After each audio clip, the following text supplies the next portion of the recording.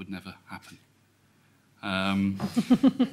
So it worries me, really. So the reason I'm saying no is I think you've always got to focus on the individual. And whilst Jeremy is right in terms of people that work in this sector will know that there's some very generic type causes that lead to homelessness, it's really important that we treat people as individuals. And the passage sees something like 200 people a day coming through our day centre, and that's really quite hard to do. And sometimes we fail in that, to make sure that we treat people with the respect and dignity that they deserve. But what I've learnt in my limited experience of homelessness is that it's very complex and it's a difficult issue. And when you talk to some of our clients and you meet someone who for nearly 30 years has been on the street, into prison, back on the street, came from care, and won't go into, say, a hostel, because anything that looks institutionalised is a bad case for him, then I think it challenges you to try and think a little bit creatively and to try and find an individual solution for that person. So I worry when we have the kind of sweeping statements. So I'm against it. I think it's a real challenge for us, and particularly as we get down to the most entrenched on our streets. And I think there's a real challenge for the voluntary sector here, that we make the case that we can be creative and we don't have to use enforcement as the only tool, and that we're able to actually say we can come up with innovative solutions. So that's where I am on it. Thank you very much. And over now to Jenny Edwards, who's Chief Executive of Homeless Link. Well, I'm going to disagree with those of my members who've spoken earlier in the best representational tradition. But because I think homelessness is a state of mind, but it's a state of our mind who aren't homeless. And that's where the problem is, that if we think of the word homelessness, we know words and labels have power and how damaging they can be for kids. If we think of homelessness as being, oh, those people there, they're never going to do anything. We don't believe that they can change. You'll never end homelessness. Homelessness is always with us. Then we won't be angry and determined to change the things in our world that actually we have every capability of changing. We live in a society where there is more accommodation, more homes than we have people who are homeless. We live in a society where we have rights that have been set out for 61 years by the United Nations and agreed, which we think, oh, well, we're never going to have those. There's a right to housing, a right to food, a right to health. But that's okay because it's impossible, because we are trapped in our sense of that word homelessness. And, you know, if I had a pound for every time people said you'll never end homelessness, then I'll be a very wealthy person. I'll be able to go on the Secret Millionaire and give it all away. But people are wrong, and I have to say I'm really proud of what has happened in London over the last year, in that people said, well, okay, let's start at the tricky end then. All those people, everybody said, oh, no, there'll always be people like that. And, 205 were identified. It's a whole joint effort between charities, churches, the mayor, the government. Let's try everything that we can to get those 205 people with the most intense problems. They've been out for up to 10 years, 5 to 10 years, been seen over and over and over again. Everybody's started walking past them. No point in talking to them. And now only 50 are out there. Okay, it's 50 too many. But we said we're not going to accept that view of homelessness. So I think homelessness is a state of mind, and it's ours, and we've got to drop it. Thank you very much. It's a very interesting one. I was very kindly invited to an event at Providence Row, and I came and saw the day centre, and afterwards I went and saw a friend of mine who works in the city, and her boyfriend and friends were drinking outside the pub on their corporate credit card, and they bought me a drink, which was very generous of whichever company they worked for. And they said, oh, what have you been doing today? And I explained where I'd been. And they said, oh, people are intentionally homeless though, aren't they? And I thought, I wish I was one of you standing there. You would have had a quicker answer than I would have had.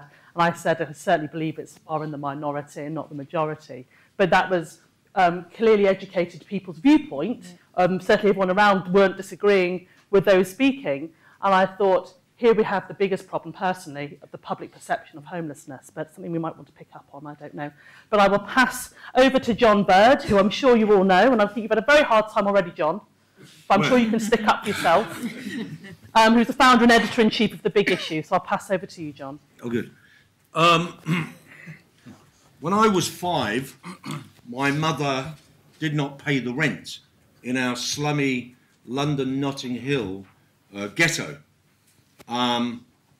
So how was I made homeless? I was made homeless because my mum didn't pay the rent. Now, you can look at that as a problem of, well, you know, some people pay the rent, some people don't pay the rent. My mother had mental health problems. Or if she didn't, she had severe personality disorder.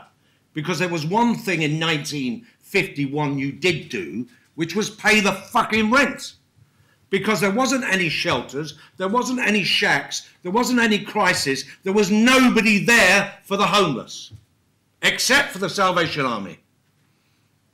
And we were made homeless because my mother had a mental health problem.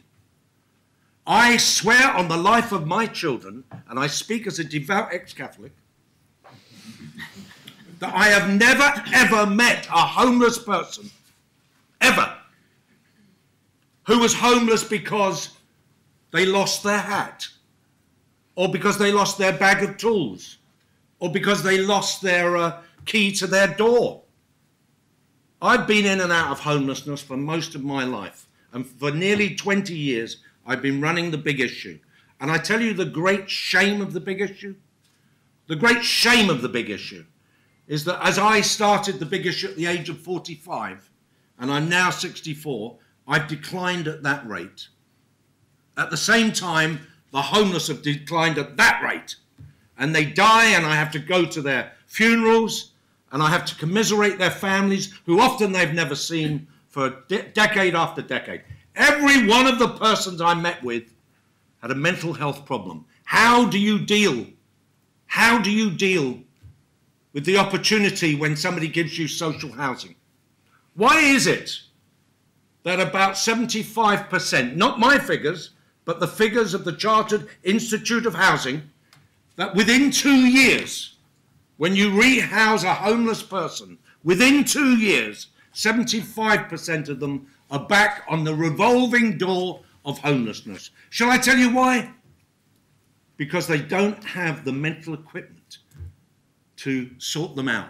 I believe that we should forget this argument and start an argument with the government.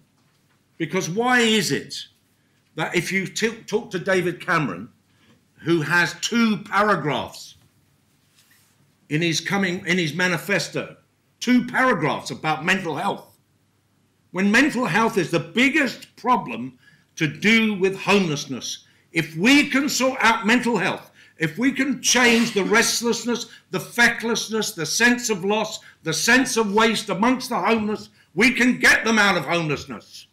And that's what we should be doing. We should all be joining together and saying it's a crying shame that you can take homeless people into detox, into rehab. And actually they can go into detox. And when they go into rehab, they have to rehab after they've left detox, and they've had to spend 3 months in a hostel with a lot of other people having all sorts of other problems. These are problems again and again and again. We do not have the tools, we do not have the money to get people out of homelessness. That's why most of us are relatively good, but we could be a damn sight better. And what we need to do is stop talking simply about giving people houses and homes.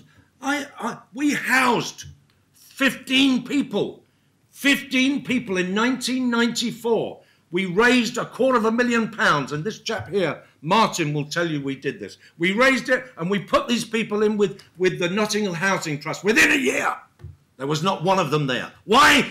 Because of the mind-forged manacles of poverty and homelessness, and I tell you, it wasn't of their making. Nobody ever asked it. Let's stop chastising the homeless by ignoring the fact that they need our deep help, not simply our surface help. That's my argument, but I'm with the rest of them. They're all right, because when it comes down to it, it is a physical thing, but you've got to have the mind.